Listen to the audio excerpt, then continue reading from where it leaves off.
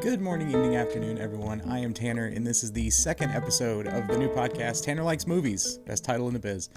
Today we're going to be covering I Love Boosters, which is the new movie by Boots Riley that I really, really enjoyed. But first, yes, you can tell a big change from the first episode. There's video now. I heard you all.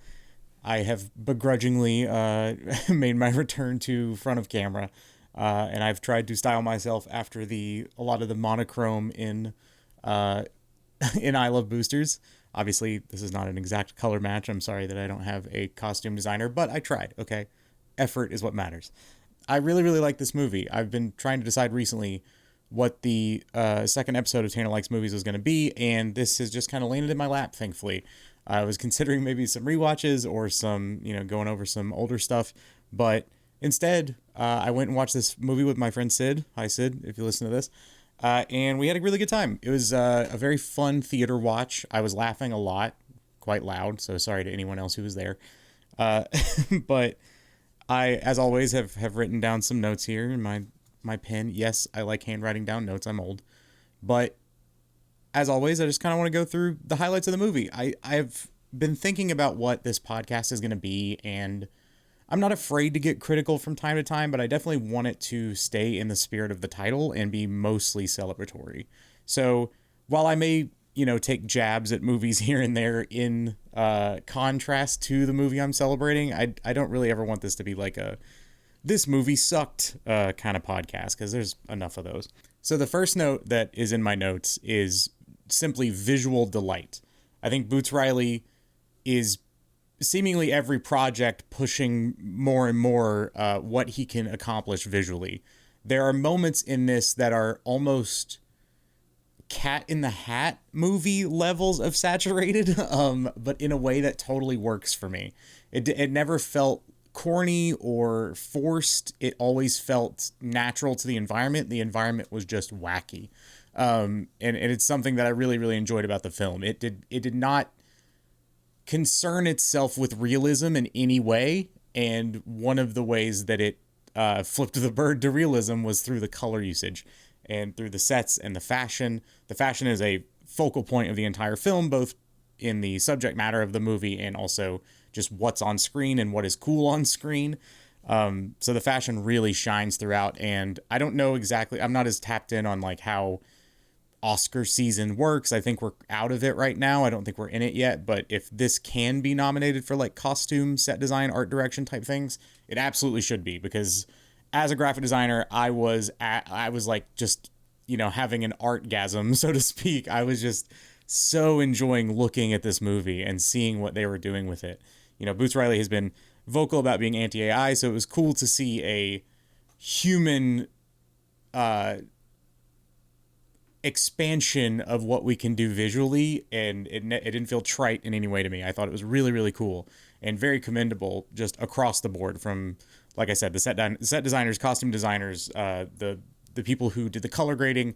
Everybody involved with this was just really, really talented, and that shone through the entire project.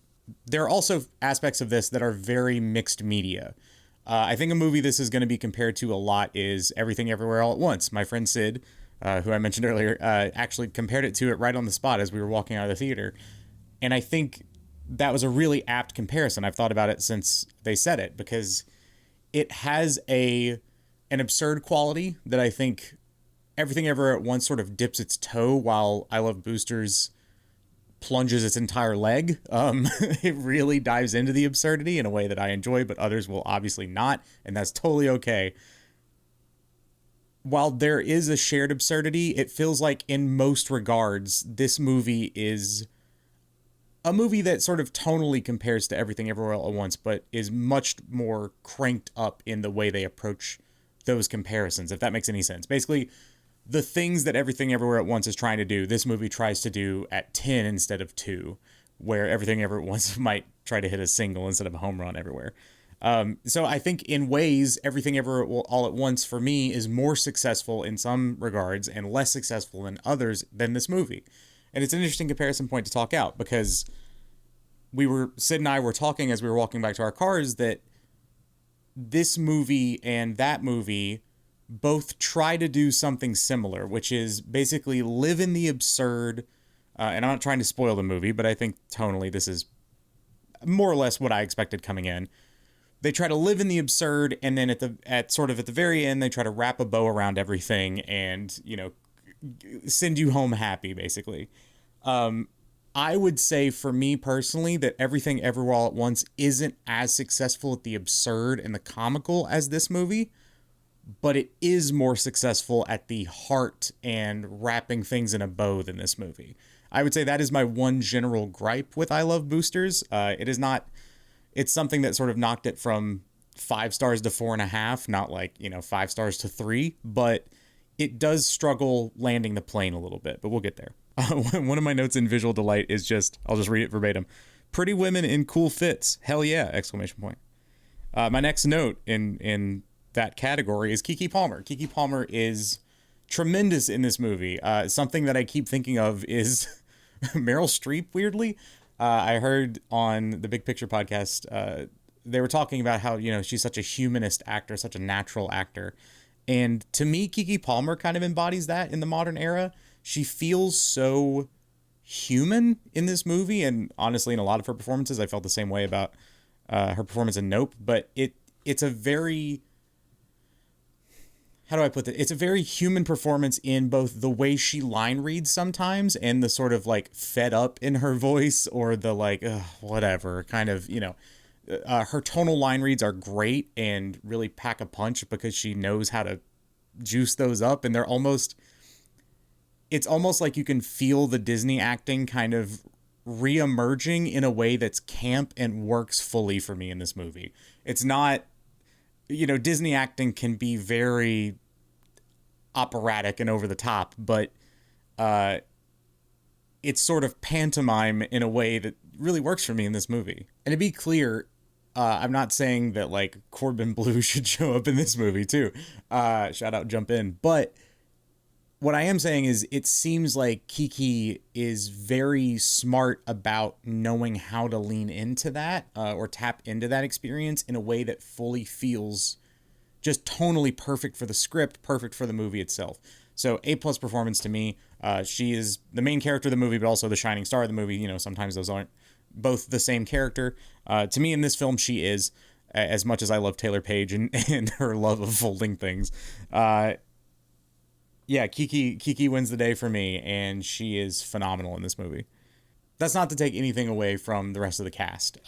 Naomi Ackie and Taylor Page, who I mentioned already, they with Keke Palmer form the sort of three musketeers of the movie, and then later Poppy Lou sort of joins them as like a fourth musketeer, or a fourth, turtle, so to speak. But anyway, the four of them, and also Eliza Gonzalez, who is sort of orbiting the four of them throughout the movie. The central cast, I guess is an easier way to say that, is really, really great. I love Lakeith Stanfield in this as well. He is just so fucking funny and I looked down because I wanted to make sure I got this right. He is credited as Pinky Ring Guy, which is just amazing.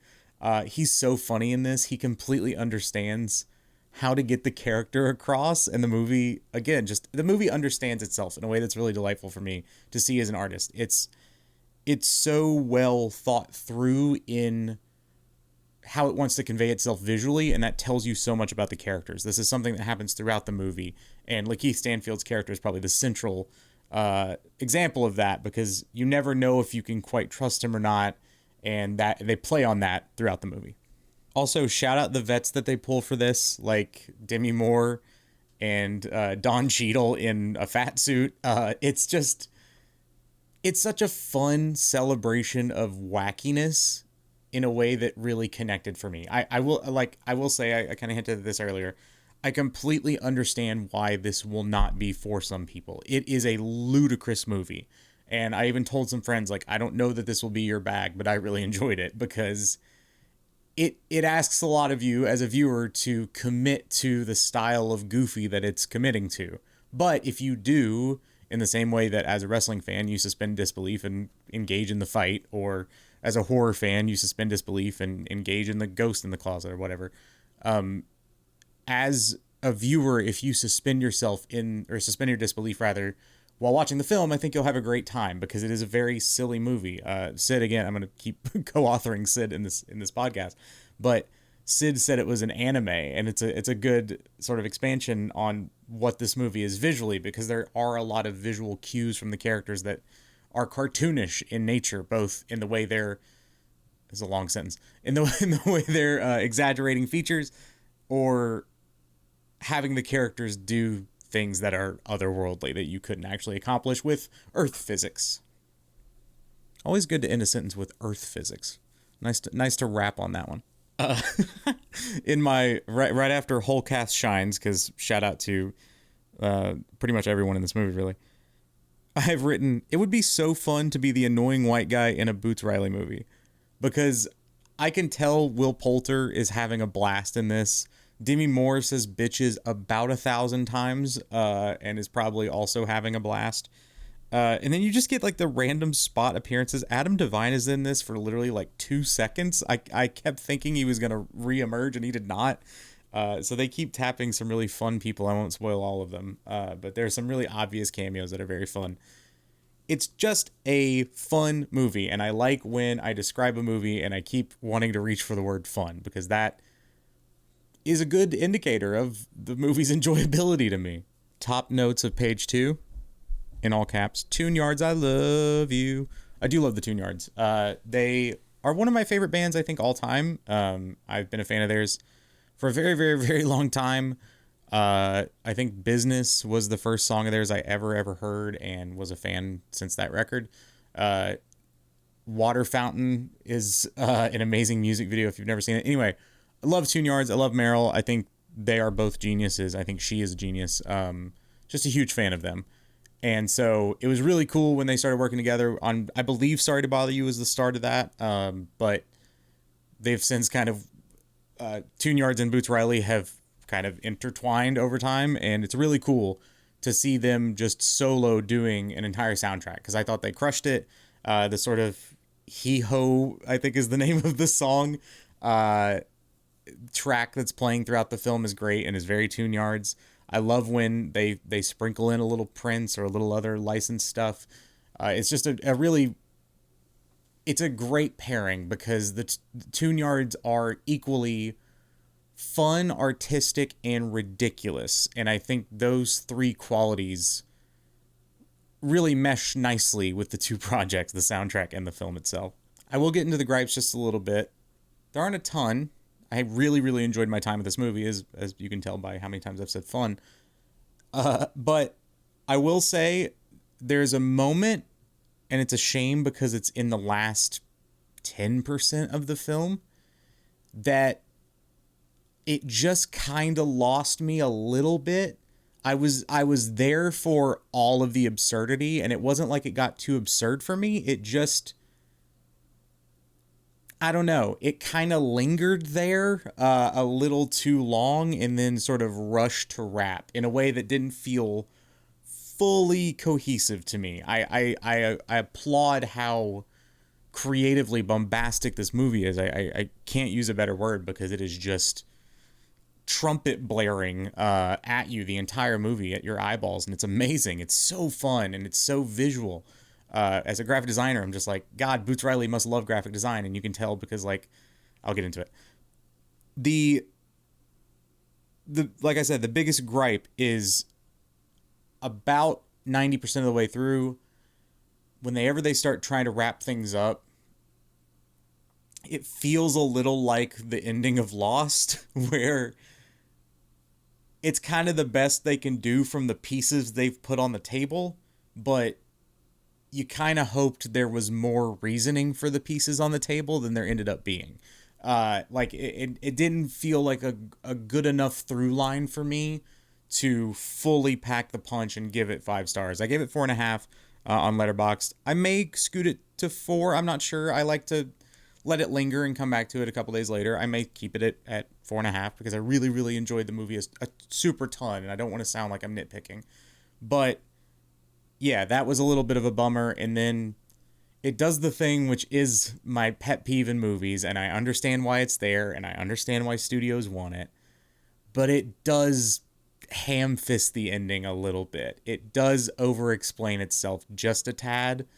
I don't like it when characters say the thing in the movie itself, if that makes sense. I don't like when the writer speaks through a character, so to speak. When it's that obvious, I know that's what writers are doing all the time, but when it feels like Boots Riley grabbing the microphone on behalf of character, as much as I dig Boots Riley, it felt a little forced, and it felt a little, especially given the entire movie leading up to it being on theme, it just felt a little unnecessary and a little like, it's like, how many times are you allowed to hit the whack-a-mole before the audience is now allowed to be assumed to have got it? I understand why studios kind of assume that people won't get it. And also, I know part of this is in calculating translation to other markets, right? That's always a big thing in film, right? If something feels super obvious, it may be because that translates better in a different market, and that's a big part of their box office revenue.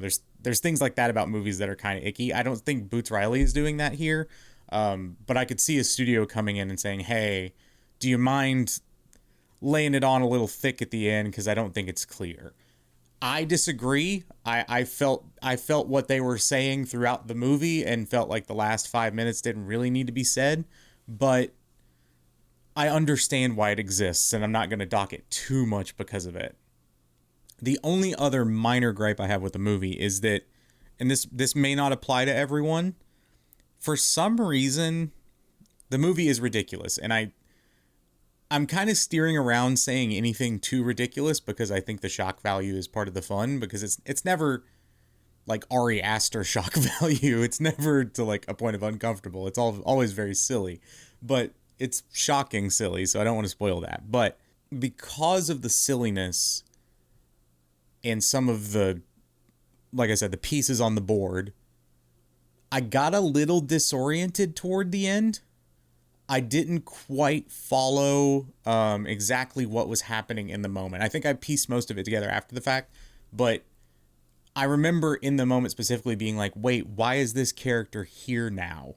Which is never a great thing in movies. Obviously, you want to establish, movement, and I don't think it was too much of a reach for me to say that it was a little all over the place. And I understand that part of that's intentional, but it didn't feel intentional to mislead me on what was happening, Like, stylistically, I understand ways to shake things up and make it feel chaotic, but I should always be able to tell you where the crow is flying, so to speak.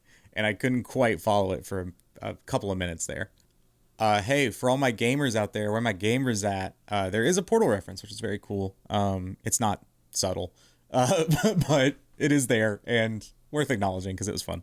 There's some really great cameos in this movie. I know I mentioned that sort of in the cast, but there are a lot of hey that guys in this movie, for, like I said, a blip. I know I mentioned it with the Adam Devine thing, but it just keeps coming up throughout the movie that you're just like, wait, is that? And then they're gone. So it's a fair, you got to keep up with the movie. The last note in my jotting down notes for conversation here is just, please give me Boots movies forever. This is the kind of artist that I just hope can find funding and find circulation and find home releases. I just saw today that Sorry to Bother You is getting a 4K Criterion release. I probably will be buying that because I really fuck with that movie a lot. I would say I like that movie a little bit more than I Love Boosters if we're comparing the two, but they're both incredible and they're both just so ridiculous, and there's nothing quite like a Boots Riley movie from what I've seen. I'm sure other people may have more apt comparisons deeper into film than I am right now, but he is so, like, there are aspects of him that are like John Waters-y. There's aspects of him that are like sort of Baz Luhrmann-y in a weird way. There are aspects of him that are like Spike Lee-ish in a way. Like, it's a very interesting, he is a very interesting amalgam of style and decision making as an art director. I really enjoy that as a whole with his filmography, and I really hope to see more of his work for a long time. And he is such a radical director that my only worry is that he will struggle to find funding and won't be able to make the movies that he envisions, because the movies he envisions are fucking cool. All right, to close the podcast, I've not brought a new segment just yet, but we are going to go a little deeper this time on the double feature segment, because I thought there were a lot of apt comparisons, and that none that I've touched on so far. I've avoided doing that this time. So the first one, and there aren't really a lot of crossovers for the story other than, I guess, just, good guys. The good guys win. But the first movie I thought of was Top Secret, because both movies excel at visual gags. They are graphic design dreams in that way. They are so fun to look at, and part of why I think Sid compared it to an anime is because everything is exaggerated in a way, a lot of times for comedy, but sometimes just because it looks cool as shit. And it's just fun to see a filmmaker experimenting so openly and in a way that feels so badass to me. I don't know. I know this movie's not going to be for everyone, and that's totally okay, but I just get excited seeing an artist going this balls to the wall, so to speak. Sorry, that was just another Boots Riley celebration. But the reason I think it works with Top Secret, it kind of speaks for itself, right? The visual gags are great. It's a comedy adventure movie, so to speak. And both movies are really, really fun, and I think that would just be an amazing night. Have a couple beers, watch both those movies, hell yeah. The second one, mostly because of Demi Moore in Apartments, The Substance. There are other parallels. Again, that movie, I think, is the first time I ever wrote graphic designer's dream in a review somewhere, because I loved the way that movie approached graphic design. Someone else who does this really well is Wes Anderson. That's been, lauded. He is sort of the flag bearer for the typeface Futura just on his own. But there are certain filmmakers who you can tell have an eye for graphic design and have an eye for just visual composition and blocking and color and all that stuff that I am not in any way fully equipped to get into the details of in terms of film, but in terms of an image that I'm looking at are exquisitely well placed and well thought through, just laid out, everything, just well composited films. And The Substance is one of those as well. I think it's a really snappy looking movie, and both have a sort of candy coated quality, that was nice to say, that is really satisfying. And funny enough, I saw both of them in the same theater, I think in the same room, because there are two rooms and both were in the smaller room. But yeah, just exquisite watches. Oh, and Demi Moore going crazy in Apartments. I forgot to say that, or forgot to expand on that. Yeah, that's funny. I'm sure you could piece it together through editing. The it could almost look like a reverse shot or a back and forth between cities or something, where, because Demi Moore's sort of studio, I guess, it's sort of like a mix between her agency, I guess, and also an apartment.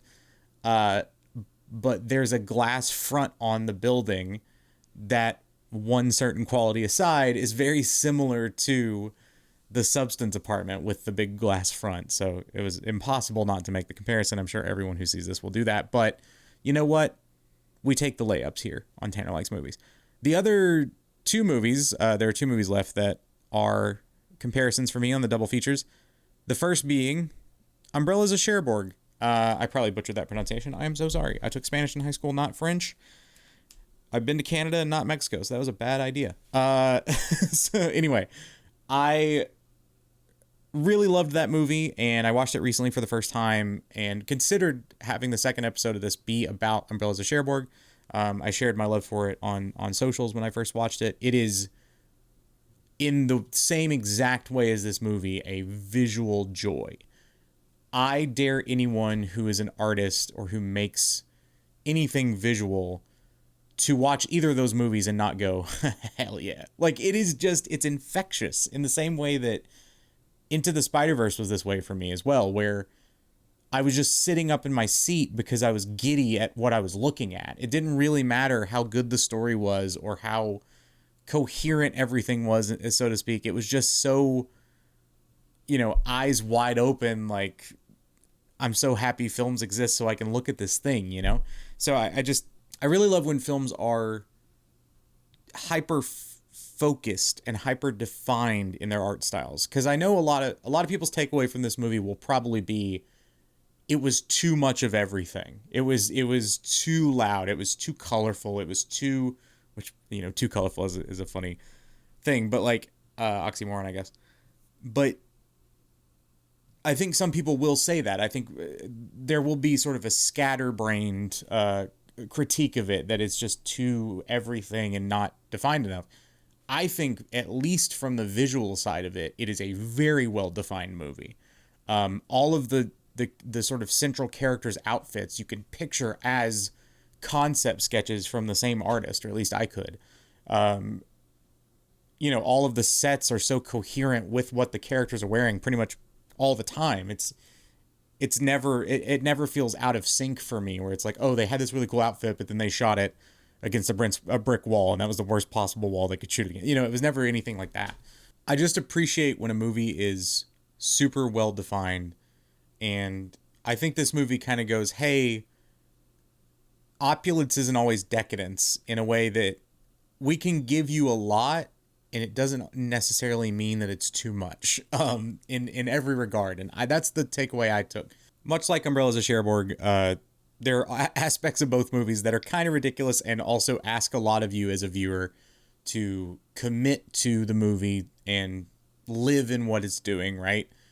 I will fully admit that my biggest hurdle with Umbrellas of Cherbourg was actually investing in the dialogue, because it was all sung, and while I appreciate the novelty of that, it did lose me sometimes. And one of the things that I said on socials was that there were melodies in Umbrellas of Cherbourg that really just felt like they were trying to sing a sentence into a song, like will it into existence, into being a song, but it wasn't. So my example being like, here's my sentence in this song that I'm singing, and it just like hits your ear wrong, and like you can tell that they needed to have the sentence there for some dialogue aspect, but from a music aspect it just doesn't work. Obviously you're going to have that in a long movie with conversations where everything is sung. It's part of the inherent flaw of the gimmick, right? But in that movie, the ask of you is to invest in the dialogue of the characters despite that gimmick. In I Love Boosters, it's to invest in the characters and the adventure of the movie despite the outlandish things that you're seeing. I also think both movies do a good job of defining the world and the character can be separate but connected.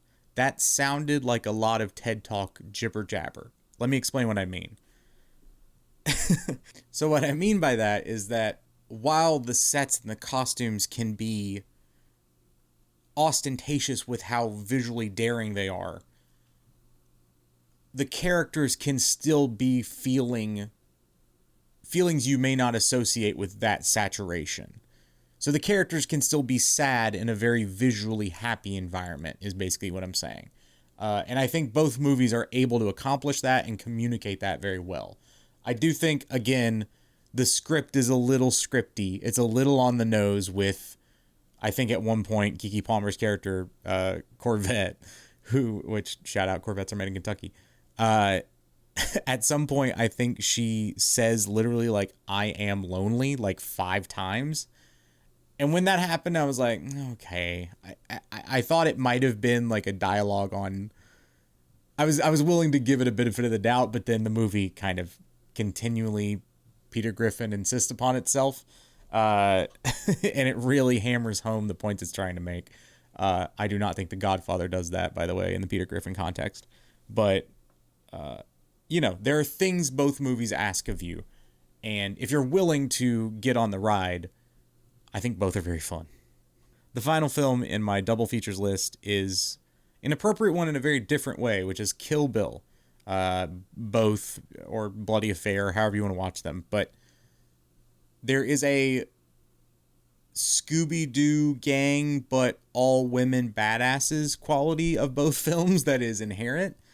And also a lot of shared qualities with like the costuming and how those are so character specific, but also visually intense. Like the tracksuit or the yellow suit in Kill Bill, or like what some of the other sort of mini bosses that she faces are wearing along the way. I don't want to spoil Kill Bill if you've not seen it, but they're almost Halloween costumey in how caricaturish they are.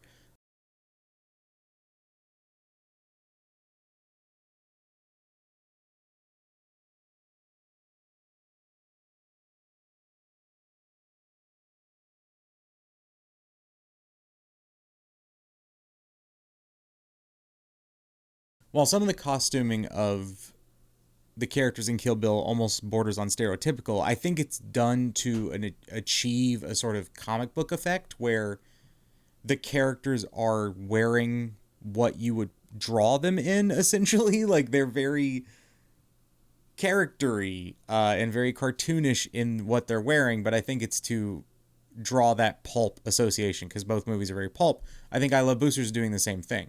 I think I Love Boosters is actually saying some really interesting things behind the more obvious things it's really hammering home. There's another layer of what it's saying about art that I actually find really interesting. The movie is saying a lot about who can and can't be an artist. Obviously, race being part of that, and you're kind of seeing that in real time with this movie not being shown in as many theaters and not being able to get placement, and Boots Riley sort of having to go bang on people's door to go watch this movie, or seeing it happen in real time. And I think that frustration is bleeding through into the movie in a way that he turns comical and never feels soapboxy. But still, the frustration is there. Demi Moore's character is basically a stand-in for here is who is allowed to be perceived as creative, even though how creative are they really?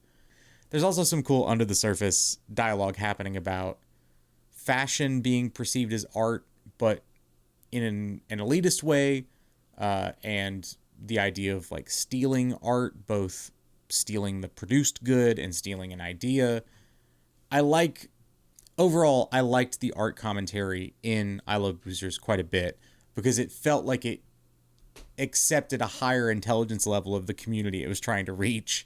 And so since Boots Riley has a lot of respect for artists, I think he was able to sneak in some messages without hammering it home or getting too snipped by the studios. There's also just the more obvious aspect of it is literally a girl gang going up against a big evil. But both movies do have a tonal pulpiness that cannot be denied. And I realize Quentin Tarantino has a movie called Pulp Fiction. I didn't mean that. But yeah, that's it. As you can tell, I'm tiring out a little bit. It is currently almost 3 a.m. because I wanted to record this night of. I'll edit this tomorrow.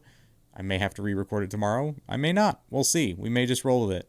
But thank you so much for listening and or watching. I do have video now. Hooray. I will try to work on getting this on feeds eventually. I'm not too concerned about it right now because this is mainly just my friends watching this. So hi, if you're watching, hello.